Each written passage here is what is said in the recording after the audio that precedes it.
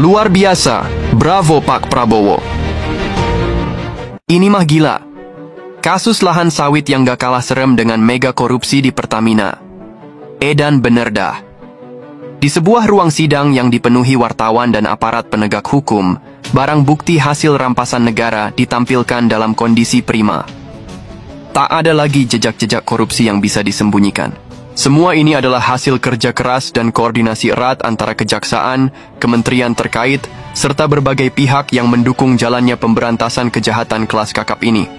Bahkan, Satgas Penetapan Kawasan Hutan yang dikomandoi langsung oleh Presiden Prabowo Subianto turut serta dalam operasi besar-besaran ini. Genderang perang melawan korupsi sudah ditabuh. Nggak ada lagi tempat buat tikus-tikus berdasi yang selama ini nyaman bersembunyi di balik tembok kekuasaan. Mereka yang dulu hidup mewah dari hasil menggerogoti uang rakyat, kini mulai kocar-kacir. Dari istana sampai ke pelosok negeri, operasi pembersihan sedang berjalan. Puncaknya, setelah skandal mega korupsi di Pertamina Patraniaga terbongkar dengan nilai kerugian negara yang bikin semua orang tercengang 1.000 triliun rupiah. Kejaksaan Agung kini menyoroti kasus baru yang nggak kalah menghebohkan, korupsi lahan kelapa sawit. Ini bukan sekadar kasus biasa, tapi skema licik yang sudah berlangsung lebih dari 1 dekade. Negara dirugikan hingga 850 triliun rupiah karena praktik kotor ini. Para oligarki dan pengusaha hitam yang dulu merasa tak tersentuh hukum mulai ketar-ketir. Mata hukum negara sudah terbuka lebar dan nggak bisa lagi dibohongi. Salah satu contoh nyata adalah kasus yang menyeret konglomerat Surya Darmadi. Dari satu orang ini aja, negara rugi 100 triliun rupiah. Bisa kebayangkan seberapa besar kalau semua kasus serupa berhasil diungkap? Korupsi sawit ini ternyata udah jadi jaringan rapi.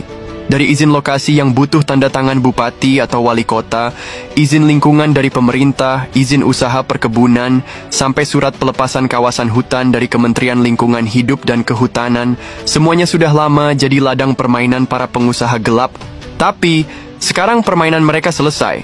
Presiden Prabowo telah membentuk Satgas Penertiban Kawasan Hutan, Satgas PKH, lewat Peraturan Presiden Nomor 5, Tahun 2025. Hasilnya, gokil. Hingga 23 Maret 2025, lebih dari 1 juta hektar lahan berhasil direbut kembali dari cengkeraman para mafia tanah. Lahan-lahan yang dulu jadi simbol ketidakadilan kini resmi disita buat kepentingan rakyat. Langkah konkret pun udah dijalankan. Pada 10 Maret 2025, tahap pertama penyerahan lahan seluas 211.868 hektar yang sebelumnya dikuasai Duta Palma Group resmi diambil alih negara. Dan nggak berhenti sampai di situ, tahap kedua juga nggak kalah besar. Sebanyak 216.997 hektar lahan dari 109 perusahaan lainnya kini diserahkan ke PT Agrinas Palman Nusantara, BUMN yang dipercaya mengelola lahan ini demi kesejahteraan bangsa. Sisa lahan lainnya masih dalam proses hukum, tapi aparat hukum nggak bakal mundur. Mau ada alasan hak tanggungan perbankan atau dalih hukum lain, semua aset hasil korupsi bakal dikembalikan ke negara, titik. Dan kalau nanti di balik penguasaan lahan ilegal ini ditemukan bukti suap-menyuap antara pengusaha dan pejabat pemerintahan, siap-siap aja, semua akan dibongkar habis. Perang melawan korupsi ini bukan main-main. Negara udah cukup lama dirampok oleh segelintir orang yang serakah. Sekarang saatnya rakyat yang menikmati hasil kekayaan negeri sendiri, bukan malah dijarah oleh mereka yang hanya peduli pada kantong pribadinya. Seperti yang berkali-kali ditekankan oleh Presiden Prabowo, kebocoran keuangan negara harus dihentikan. Indonesia harus punya pemerintahan yang bersih. Nggak ada lagi ruang buat para penguasa yang main curang dan merugikan negara. Karena kalau aparat pemerintahan masih ada yang ikut bermain dalam sistem korup ini, kebocoran nggak akan pernah bisa berhenti. Bro, ini bukan lagi zamannya main kotor. Era baru udah dimulai, dan perang melawan korupsi nggak main-main. Gak ada lagi ruang buat para pengkhianat bangsa yang selama ini nyolong duit rakyat buat kepentingan pribadi. Prabowo Subianto udah kasih peringatan keras, siapapun yang coba-coba melawan, siap-siap berhadapan sama hukum. Gak ada kompromi buat tikus-tikus berdasi yang selama ini bersembunyi di balik jabatan dan kekuasaan. Hari-hari nyaman mereka udah selesai. Prabowo gak sendirian dalam perang ini. Rakyat ada di belakangnya, jadi benteng moral sekaligus kekuatan nyata buat bersihin Indonesia dari cengkeraman korupsi. Ini bukan sekadar soal penegakan hukum biasa, tapi revolusi moral yang bakal mengubah wajah bangsa ini selamanya.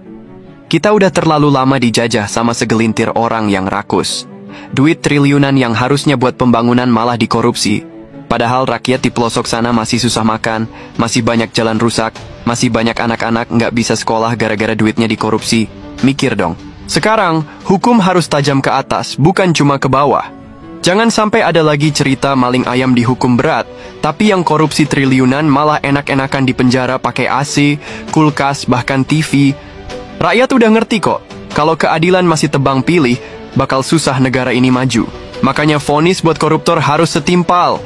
Jangan ada lagi yang dikasih hukuman ringan. Kalau perlu, hukum mati biar ada efek jera. Bukan cuma pejabat yang perlu diawasi, tapi juga para hakim dan penegak hukum. Jangan sampai ada permainan di balik meja yang bikin hukuman jadi ringan. Rakyat butuh keadilan yang sesungguhnya. Kalau ada yang berani main mata dengan koruptor, mereka juga harus dihukum seberat-beratnya. Nggak ada lagi kompromi. Kita juga harus mulai dari diri sendiri. Jangan cuma ngomel soal korupsi, tapi masih suka kasih uang pelicin buat urusan yang bisa diselesaikan tanpa suap. Revolusi mental dimulai dari masyarakat. Kalau semua orang punya kesadaran yang sama, korupsi bakal makin sulit berkembang. Jangan kasih ruang buat budaya kotor ini. Dan satu hal yang nggak boleh dilupakan, pendidikan anti korupsi harus dimulai sejak dini. Anak-anak sekolah harus diajarin tentang dampak buruk korupsi dan bagaimana cara melawannya. Kalau generasi muda udah paham sejak kecil, masa depan Indonesia bakal lebih cerah. Kita butuh pemimpin masa depan yang bersih dan berintegritas. Selain korupsi, kita juga punya musuh lain, penyelundupan. Gak main-main, ini bukan cuma urusan barang murah yang masuk tanpa pajak, tapi ini soal ancaman buat industri dalam negeri. Contoh gampangnya, penyelundupan tekstil. Lo tahu nggak?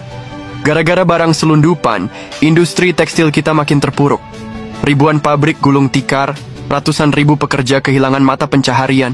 Coba bayangin, kalau industri kita kuat, kita bisa mandiri. Tapi kalau terus-terusan dihajar penyelundupan, kita bakal jadi negara yang tergantung sama produk luar. Bangsa yang hebat itu harus berdikari. Makanya, pemerintah harus lebih galak lagi dalam menindak penyelundupan. Jangan sampai ada oknum yang main mata demi keuntungan pribadi sementara rakyatnya menderita. Satu lagi yang harus kita pahami, kelapa sawit adalah aset strategis bangsa. Banyak negara lain takut nggak dapat suplai sawit dari kita. Makanya mereka bikin isu-isu buat menjatuhkan industri ini. Dibilang merusak lingkungan lah, deforestasi lah, padahal kelapa sawit itu pohon. Dia tetap menyerap karbon dioksida dan ngasih oksigen ke bumi. Jadi siapa yang bilang sawit merusak lingkungan? Omong kosong. Kita harus pintar dalam menjaga aset ini. Para bupati, gubernur, pejabat, TNI, dan Polri harus bersatu buat melindungi kebun-kebun sawit kita. Jangan sampai ada pihak asing yang diam-diam menguasai kekayaan alam kita. Bahkan, ke depan kita harus berani tambah lahan sawit tanpa rasa takut dengan ancaman luar. Lihat aja, waktu mereka coba batasi ekspor sawit kita, siapa yang panik? Mereka sendiri! Industri coklat, kosmetik, deterjen di negara-negara barat langsung kacau. Mereka lupa kalau sawit kita adalah bahan utama buat produksi mereka. Makanya, kita harus percaya diri. Kalau mereka berani ngeblokir produk kita, ya udah, kita juga bisa stop supply ke mereka. Biar mereka ngerasain sendiri akibatnya. Kita lagi ada di persimpangan jalan. Mau terus jadi bangsa yang diinjak-injak koruptor dan pengkhianat, atau jadi bangsa yang bangkit dan berdikari? Prabowo udah kasih sinyal jelas. Perang melawan korupsi dan pengkhianatan bangsa ini nggak bakal berhenti. Tapi ini bukan cuma tugas pemerintah aja. Ini tugas kita semua. Rakyat harus berani speak up. Jangan diam kalau ada korupsi di depan mata. Jangan takut buat melaporkan penyelundupan yang merugikan negara. Dan yang paling penting, kita harus mendukung pemimpin yang benar-benar berpihak pada rakyat, bukan yang cuma cari keuntungan buat diri sendiri. Ini bukan cuma janji, tapi aksi nyata. Siapapun yang terlibat akan ditindak. Indonesia yang bersih, Indonesia yang maju. Saatnya kita melangkah ke depan tanpa dihantui oleh korupsi yang menggerogoti negeri ini. Rakyat harus berdiri di garda terdepan, mendukung penuh gerakan ini. Karena kalau bukan kita, siapa lagi? Jadi, siapkah kalian jadi bagian dari perubahan ini? Era baru telah dimulai, dan nggak ada tempat buat pengkhianat bangsa. Saatnya Indonesia bersih, kuat, dan mandiri.